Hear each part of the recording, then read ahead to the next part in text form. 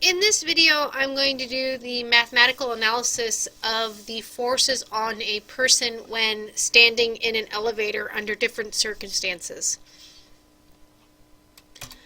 The three circumstances I'm going to look at are the elevator accelerating upward at 2 meters per second squared, the elevator moving at constant velocity, and the elevator accelerating downward at 2 meters per second squared.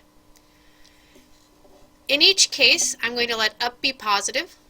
There are two forces acting on the person. One is a normal force from the scale on the person. Remember, this normal force is what the scale would read. And the other force is the person's weight, which equals mg. In this case,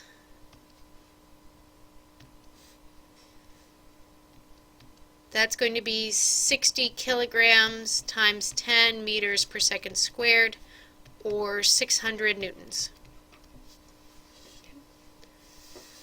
Okay, so for the first case, when it's accelerating upward, we have F net equals mass times acceleration. So that is 60 kilograms times a 2 meters per second squared acceleration. It's a positive number because it's up, and up is positive as we've defined it over here. So that is 120 newtons. I can also define the net force by adding together the forces on my object. Okay? But I have to keep in mind direction. So I take every force in the upward direction, so that would be NSP, and I subtract off every force in the opposite direction. So that's minus the weight. So the normal minus the weight. So the normal of the scale on the person minus 600 newtons equals 120 newtons. Or in other words, the normal equals 720 newtons. So when accelerating upward, the normal is greater than the weight. This happens in two situations. If you're leaving the first floor and heading up to a higher floor, you will have an upward acceleration. And as you are coming down from a higher floor to stop at a lower floor, you are moving down, and you want to stop, so you have to slow down. Therefore, your acceleration must be up, because acceleration of velocity upward gives slowing down. The second question. When the acceleration is 0, my free body diagram is the same. My weight is still 600 newtons. Up is still positive. But in this case, F net equals 0, because mass times acceleration is 0. I take my net force and rewrite it in terms of my two applied forces. Oops, that E didn't come out correctly.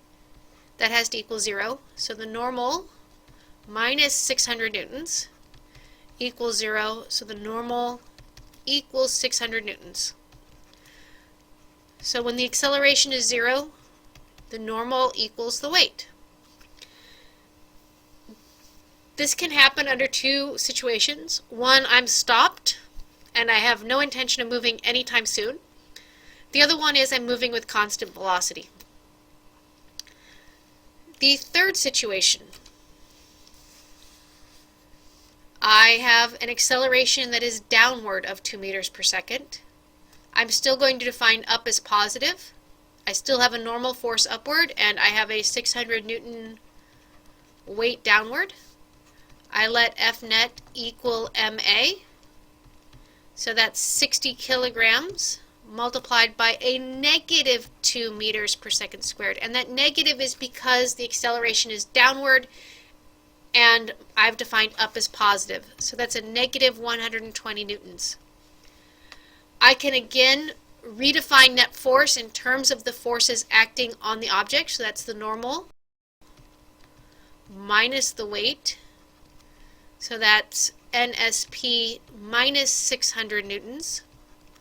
So to solve this, I have to add 600 newtons to both sides. 600 minus 120 is 480 newtons. So when acceleration is down, the normal will be less than the weight.